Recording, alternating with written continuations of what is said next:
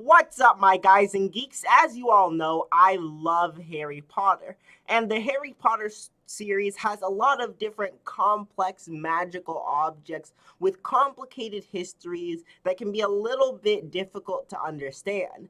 This is a time turner, Harry. What are they? They're called Thestrals. The Resurrection Stone. I know what that is. That's an invisibility cloak.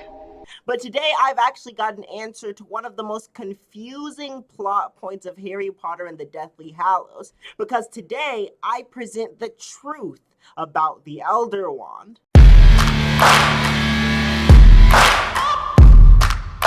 If you go on to enjoy this video, be sure to give it a thumbs up, subscribe, and hit that notifications bell for more awesome Harry Potter content.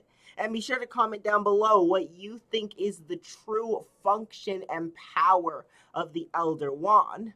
So just to recap, we're introduced to the Elder Wand in Harry Potter and the Deathly Hallows, where it's presented as one of the three Deathly Hallows. Together they make the Deathly Hallows. Created by the Peverell brothers, and the Elder Wand is said to be the most powerful wand in existence, and is capable of making its owner never lose a fight. However, there's a very complicated path to determining who truly owns the Elder Wand. And there's examples where it simply seems like the wand has actually allowed its owner to lose. For example, we know that from the Fantastic Beasts projects that Grindelwald was the possessor of the Elder Wand until he lost in a duel to Albus Dumbledore in 1945. The Elder Wand lies with him, of course. But if he had the Elder Wand, how in the world is it possible that he lost that fight? That's a good question. And then within the Harry Potter series, we see that something as simple as Draco Malfoy disarming Dumbledore made Draco the master of the Elder Wand. And that later on in Malfoy Manor, when Harry wrestled away Draco's own wand, an entirely different wand, mind you, from Draco, that also transferred ownership of the Elder Wand over to Harry. This was the wand of Draco Malfoy. So it's very confusing because it seems like the Elder Wand is incredibly arbitrary about not only when it makes its owner win fights or not, but also about the way that it's passed from wizard to wizard. And it's also very interesting because we don't get any insight as to the Elder Wand having any particularly special powers. Certainly Voldemort says that he's not able to reach the full potential of the wand before he kills Snape. But seeing as how it's actually Draco who's master of the Elder Wand at that point, we never see Voldemort with the true potential of the wand. And considering that no matter whether it's film or book canon, Harry doesn't go on to use the Elder Wand after the Battle of Hogwarts, we never actually get to see a wielder of the wand with full potential. Just saying, that's the Elder Wand. Most powerful wand in the world. Except for Gellert Grindelwald, who is also perhaps the only known user of the Elder Wand to be straight up defeated in a duel. So you see the dilemma. The only person who we've seen using the Elder Wand to its supposed full potential is also the only person that we know for sure loses the Elder Wand in an epic duel.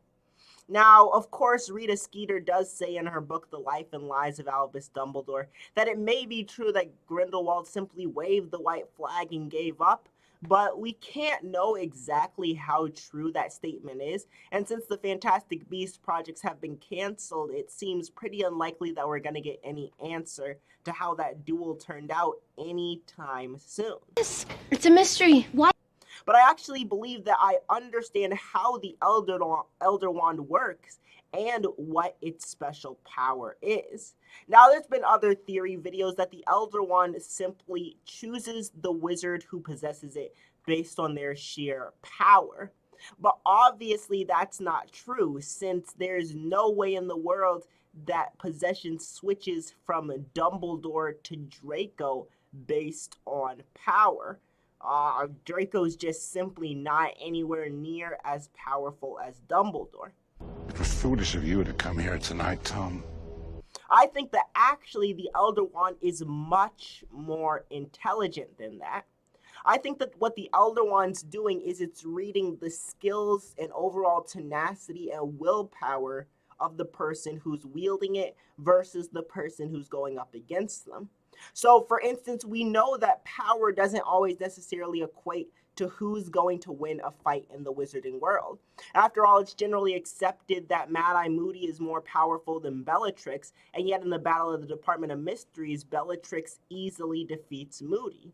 And it's also generally thought that Bellatrix is more powerful than Mrs. Weasley, and yet in the Battle of Hogwarts, Mrs. Weasley obliterates Bellatrix. Not my daughter, you. So you can see that there's a circumstantial aspect as to which wizard is going to come out the victor of a fight. It depends on how skilled they are, what spells they know, how determined they are to win that fight, how much of an advantage they have against their opponent, how tired their opponent is. I believe that the Elder Wand is able to instantly gain an understanding of these different variables in a fight, determine who is going to win that duel, and then switch its allegiance to the more skilled wizard. So, for instance, Dumbledore in his duel with Grindelwald is obviously the more powerful and more skilled of the two wizards, so the Elder Wand switches its allegiance over to him and sabotages Grindelwald.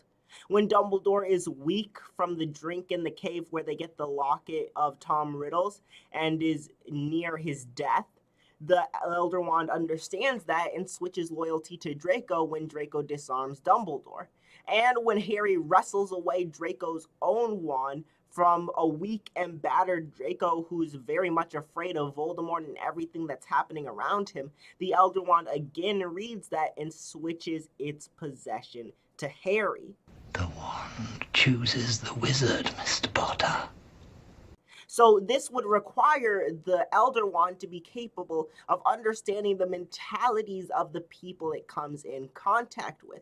And I actually believe that there's a simple example as to how in the world this is possible. And it comes from looking at the Sorting Hat. Now, the Sorting Hat is an artifact left behind by the four founders of Hogwarts that, when placed on the head of a young witch or wizard when they begin their time at Hogwarts, is able to read their desires and values and even uncover things that the witch or wizard may not know about themselves to determine which house they're in. Not Slytherin, eh? Are you sure? No? Well, if you're sure... Gryffindor! And I believe it's the same magic that the Sorting Hat is imbued with that is put into the Elder Wand. The Elder Wand's original owner, Ignotus Peverell, put some of his personality and some of his knowledge into the Elder Wand, making it capable of understanding the circumstances surrounding each and every wizard as they go into a fight. And that's what the Elder Wand's special power is, that it, just like the Sorting Hat, is essentially a sentient being that's capable of understanding the circumstances around a fight, instantly determining what the outcome of that fight will be, and switching its allegiance to the more determined and winning witch or wizard. And that's how the Elder Wand gets its reputation, because any wizard that's brave and determined and skilled enough to be bragging about the Elder Wand also has the strength and power necessary to maintain the wand's loyalty. So ultimately, that's exactly what the truth is behind the Elder Wand. Wicked.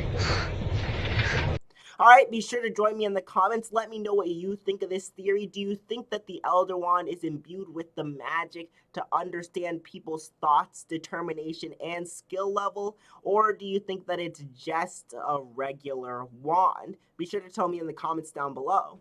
If you enjoyed this video, be sure to give it a thumbs up, subscribe, and hit that notifications bell for the next time I upload an awesome Harry Potter video.